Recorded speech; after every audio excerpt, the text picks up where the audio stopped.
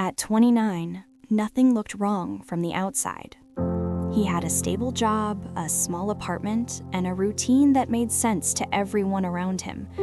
His mornings began the same way every day. The alarm rang, coffee brewed, notifications filled his phone, and before he had fully woken up, the world had already started asking things from him. From a distance, his life looked organized, predictable, safe. People described him as responsible, reliable, quiet but doing well. And for a long time, he believed that description himself. He thought exhaustion was something dramatic, something obvious, something that happened to people who went through visible crises or overwhelming loss. He didn't realize that sometimes exhaustion arrives gently, disguising itself as normal life. At first, it was small things. Mornings felt heavier than they used to. Getting out of bed required more effort, though nothing had changed. He blamed it on poor sleep or stress at work. Everyone felt tired sometimes. That was normal. Then evenings began to change. After work, instead of feeling relief, he felt empty. Activities he once enjoyed started feeling like obligations. Conversations required energy he didn't seem to have anymore. He still laughed at jokes, he still answered questions, but something underneath those moments felt distant, like watching his own life through glass. Days blended together. Monday looked like Wednesday, Wednesday felt like Friday. Time moved forward, but he felt strangely disconnected from it. He noticed he was postponing things more often. Messages went unanswered.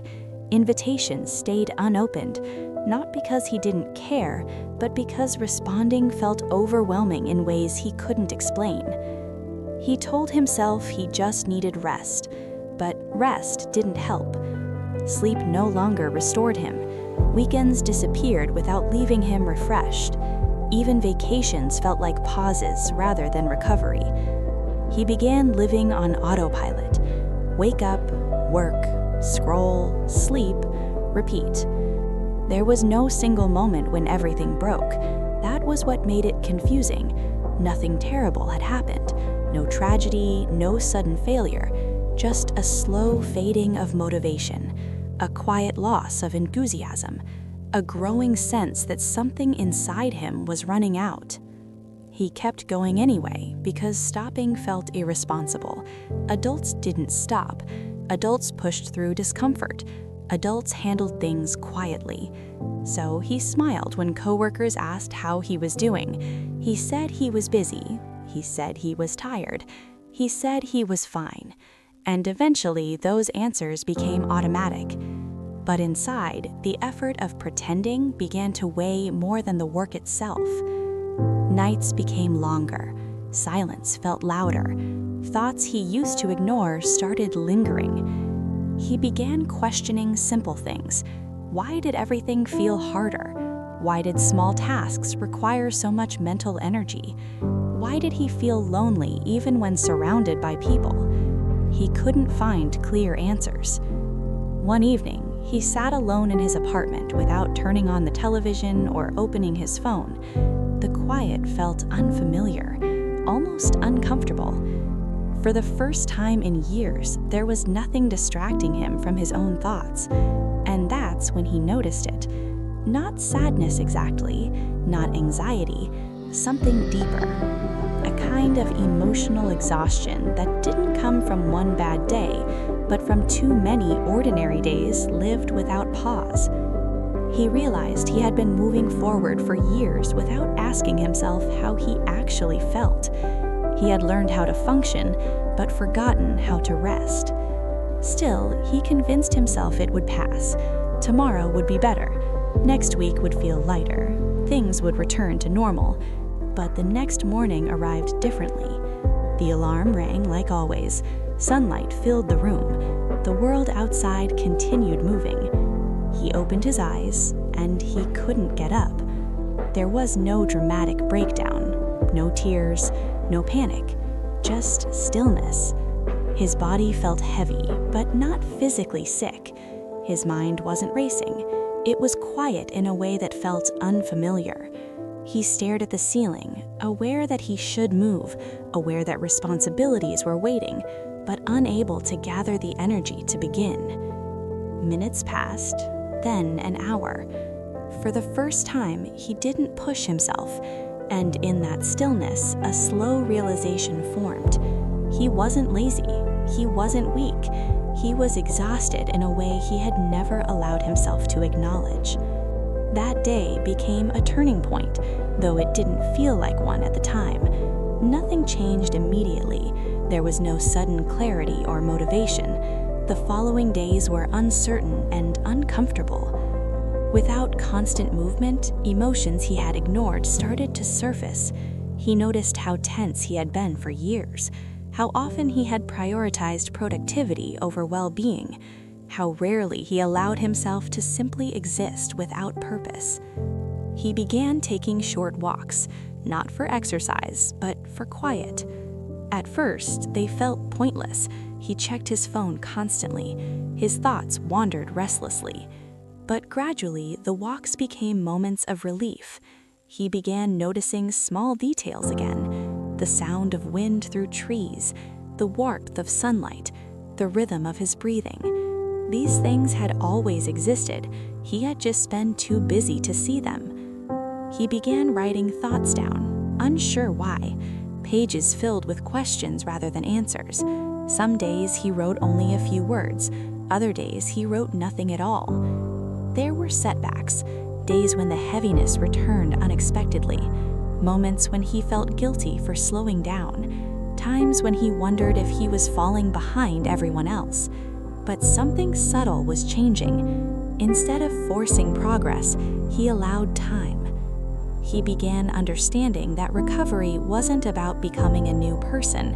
It was about reconnecting with parts of himself he had ignored. He learned to say no without long explanations. He allowed conversations to be honest instead of automatic. He accepted that healing didn't follow a schedule. Gradually, energy returned in small ways. Getting out of bed felt easier.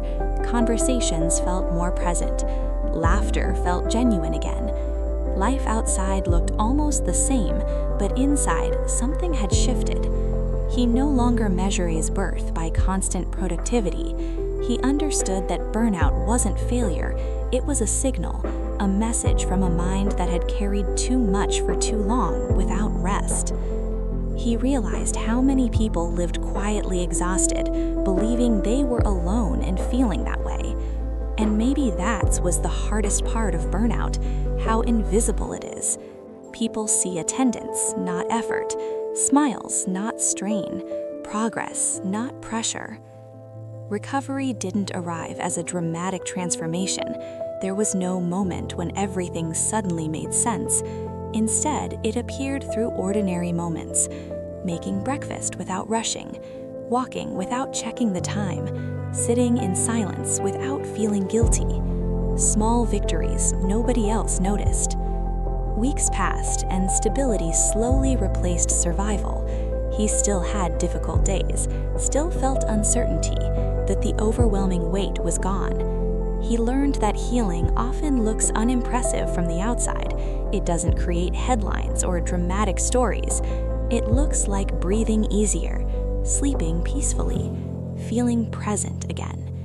He stopped chasing the version of himself he thought he needed to be and started accepting who he already was. And in that acceptance, something unexpected happened. Hope returned. Not loud or overwhelming, but steady. A quiet confidence that life didn't need to be perfect to be meaningful. He began rebuilding not through sudden change, but through consistent kindness towards himself. One decision at a time, one day at a time. And maybe that's what a real comeback looks like. Not a dramatic rise after failure, but a gentle return to balance. A willingness to slow down when everything tells you to hurry. A decision to listen to yourself after years of ignoring the signals. Because some struggles are invisible, and some recoveries happen so quietly that only the person living them truly understands their importance. burnout doesn't mean you are broken. Sometimes it means you cared too much, tried too hard, and forgot to rest along the way. And healing doesn't require becoming a new person. Sometimes it simply means coming back to who you were before the world became too loud. Because some comebacks are loud, but others happen quietly. And those quiet comebacks often change everything.